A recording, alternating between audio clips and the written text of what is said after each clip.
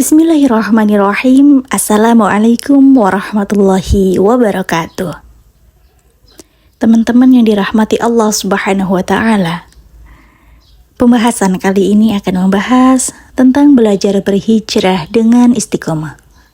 Teman-teman yang dirahmati Allah Subhanahu wa Ta'ala, apakah kalian tahu tentang hijrah? Mungkin sudah familiar ya kata hijrah. Baik. Hijrah itu adalah berpindah atau meninggalkan sesuatu. Dalam konteks spiritual, hijrah berarti berpindah dari hal-hal buruk atau tidak sesuai dengan syariat Islam menuju kehidupan yang lebih baik dan taat. Dalam pengertian syar'i, hijrah itu berarti perpindahan Rasulullah SAW bersama sahabat-sahabatnya dari Mekah menuju ke Madinah. Kira-kira tahun ke-13 dari masa kenabiannya, atau perpindahan dalam rangka meninggalkan kampung kemusyrikan menuju suatu kampung keimanan dalam rangka melakukan pembinaan dan pendirian masyarakat Islam yang sebenar-benarnya, ataupun meninggalkan tempat, keadaan, atau sifat yang tidak baik menuju yang baik dari sisi Allah dan Rasul-Nya.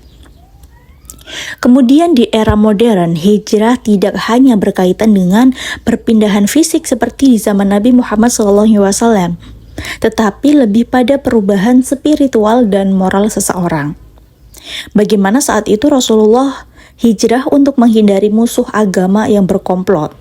Maka sesungguhnya di era modern ini kita berhijrah dari musuh-musuh yang sangat beragam jenisnya di zaman yang dahsyat ini. Maksudnya musuh-musuh yang sangat licin tersebut ialah seperti cinta dunia, seperti hawa nafsu, dan lainnya. Teman-teman yang dirahmati Allah Subhanahu wa Ta'ala, cinta dunia dalam Islam itu cinta merujuk pada keterkaitan hati yang berlebihan terhadap hal-hal duniawi seperti harta benda, kemewahan, status sosial, jabatan, dan segala sesuatu yang bersifat material. Rasulullah SAW bersabda, cinta dunia adalah pangkal segala keburukan. Hadis ini memperingatkan bahwa keterkaitan yang berlebihan ataupun keterikatan yang berlebihan terhadap dunia dapat menjerumuskan seseorang pada berbagai kemaksiatan dan kelalaian dari mengingat Allah. Karena sudah tergiur akan kemewahan, akhirnya mengakibatkan kita lupa akan adanya Allah Subhanahu wa Ta'ala. Kemudian ada hawa nafsu yang selalu dituruti. Hawa nafsu dalam Islam merujuk pada dorongan atau keinginan diri yang cenderung pada hal-hal yang menyimpang dari aturan Allah dan mengarahkan seseorang kepada perbuatan yang tidak diridhoinya. Hawa nafsu juga bisa berupa keinginan untuk memperoleh kenikmatan duniawi yang berlebihan, hasrat egois, atau keinginan untuk mengikuti kemauan tanpa mempertimbangkan batasan agama. Ketika hawa nafsu selalu dituruti, ia dapat menjadi penghalang utama seseorang dalam mencapai ridho Allah dan kebahagiaan abadi di akhirat.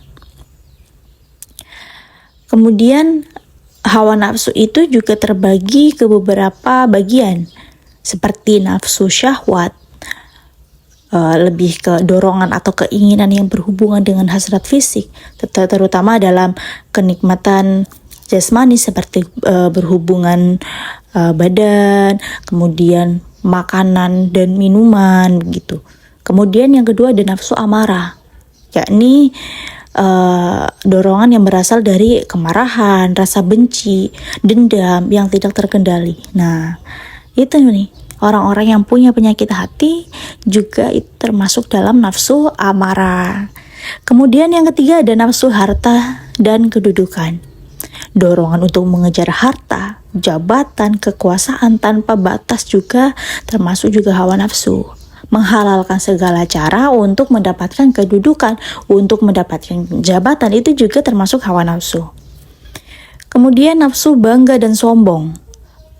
Dorongan yang membuat seseorang merasa lebih baik, lebih tinggi, atau lebih mulia daripada orang lain itu juga termasuk nafsu ya. Merendahkan orang lain, membanggakan dirinya secara berlebihan gitu. Kemudian ada setan gaib. Setan kan diciptakan dari api dan merupakan makhluk yang tak terlihat oleh manusia. Salah satu karakteristiknya yang terkenal ya kemampuannya untuk mempengaruhi manusia melalui bisikan dan godaan. Setan juga dikenal mampu mengikuti manusia dengan sangat dekat. Bahkan disebutkan dalam hadis bahwa ia bisa berlari mengikuti aliran darah manusia. Wah, serem banget, mengerikan sekali kalau kita tidak bisa menjaga hawa nafsu kita. Kemudian penjelasan terkait setan berlari mengikuti aliran darah manusia itu seperti apa? Yang pertama ya, kedekatan pengaruh setan. Hadis ini menunjukkan bahwa pengaruh setan terhadap manusia sangat besar dan bisa menyusup ke dalam kehidupan sehari-hari dan sangat mudah. Setan tidak perlu hadir secara fisik atau untuk menggoda manusia. Bisikan dan godaan yang bisa datang dari mana saja, kapan saja, dan di mana saja. Kemudian ada godaan yang halus dan tersembunyi seperti darah yang mengalir ke seluruh tubuh. Godaan setan menyusup dalam kehidupan manusia secara sembunyi bahkan tanpa kita sadari. Setan menggoda manusia dengan hal-hal kecil seperti bisikan untuk bermaksiat, untuk berdosa, untuk lalai dari ibadah. Banyak kan seperti itu? Kalau tidak beribadah, menuruti hawa nafsu setan ya, kita akan terjerumus. Kemudian menggoda nafsu dan pikiran. Setan sangat ahli dalam menggoda hawa nafsu manusia. Ia menargetkan keinginan-keinginan duniawi, syahwat, amarah, perasaan negatif yang ada dalam diri manusia. Jadi kita harus mengatasinya dengan berpositif thinking, hidup lebih baik. Kemudian bisikan yang membawa kerosakan. Sesungguhnya setan berjalan pada diri manusia pada tempat jalan darah. Hadis riwayat Bukhari dan Muslim. Hadis ini memberikan gambaran metamorfosis bahwa setan sangat dekat dengan manusia dan memiliki kemampuan untuk mempengaruhi pikiran serta tindakan mereka secara halus. Bahkan sedekat aliran darah, sedekat nadi. Tapi ini menegaskan betapa kuatnya pengaruh dan bisikan setan terhadap manusia. Kemudian ada lagi nih yang paling mengerikan adalah setan manusia. Dalam ajaran Islam, setan tidak hanya terbatas pada makhluk gaib dan golongan jin, tetapi juga dapat berupa manusia yang perilakunya menyerupai setan, yang menjerumuskan sesama manusia ke dalam dosa dan kesesatan. Setan manusia adalah mereka yang dengan sadar mengajak, menggoda, mempengaruhi orang lain untuk berbuat maksiat, berperilaku buruk, menjauh dari jalan yang benar. Al-Quran menyebutkan bahwa setan tidak hanya terdiri dari jin, tetapi juga berasal dari golongan manusia. Ayat ini menegaskan ada ayat Al-Quran yakni surat Al-An'am ayat 112 yang artinya itu, demikianlah kami jadikan bagi setiap nabi itu musuh, yaitu setan-setan dari golongan manusia dan jin. Sebagian mereka membisikkan kepada sebagian yang lain perkataan-perkataan yang indah untuk menipu. Sungguh dahsyat kan? Setan yang berwujud manusia itu. Mereka yang dari kalangan manusia adalah orang-orang yang bekerja sama dalam kejahatan dan menyesatkan orang lain dengan perkataan, perbuatan, ajakan yang indah, tetapi penuh dengan tipu daya.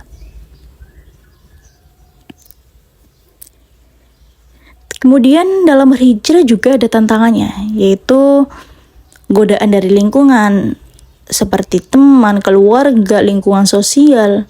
Itu adalah menjadi sebuah tantangan dalam proses hijrah karena mereka memiliki pengaruh besar terhadap cara berpikir, perilaku, keputusan seseorang dalam kehidupan sehari-hari. Makanya pentingnya memilih teman dan lingkungan yang mendukung hijrah.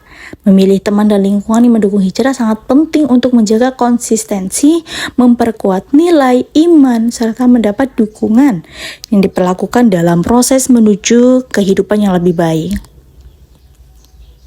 Kemudian ada godaan dari hawa nafsu, keinginan untuk kembali kepada kebiasaan buruk seperti sifat malas, menunda-nunda, atau menikmati maksiat.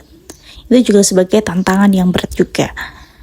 Kemudian ada setan dan bisikan keburukan. Allah mengingatkan bahwa setan selalu berusaha menggoda manusia untuk kembali ke jalan yang salah.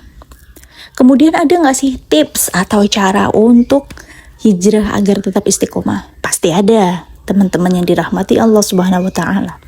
Yang pertama, bisa dengan niat yang ikhlas karena Allah.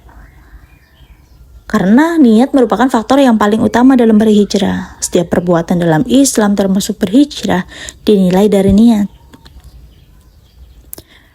Rasulullah Shallallahu Alaihi Wasallam bersabda, sesungguhnya setiap amal itu tergantung niatnya.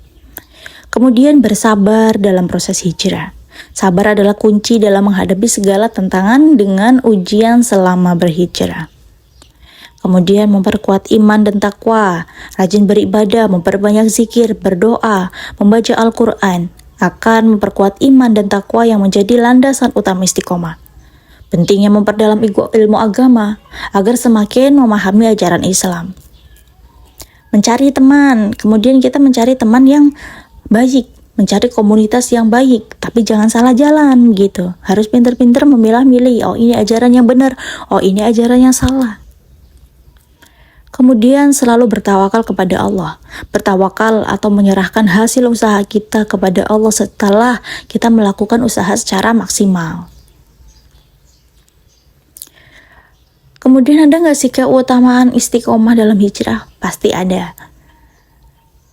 Istiqomah itu kan merupakan konsistensi, keteguhan, ketabahan dalam menjalankan kebaikan, ibadah, mentaati perintah Allah, serta menjauhi segala bentuk maksiat dan larangannya. Istiqomah itu berarti kan berada di jalan yang lurus, siratal mustaqim, tanpa menyimpang meskipun dihadapkan pada berbagai cobaan, godaan, kesulitan, begitu.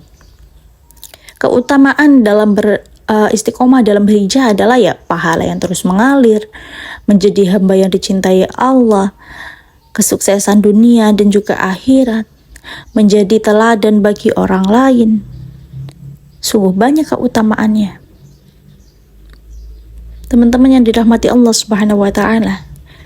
Jadi istiqomah atau konsistensi dalam melakukan kebaikan merupakan salah satu aspek yang sangat penting dalam proses hijrah.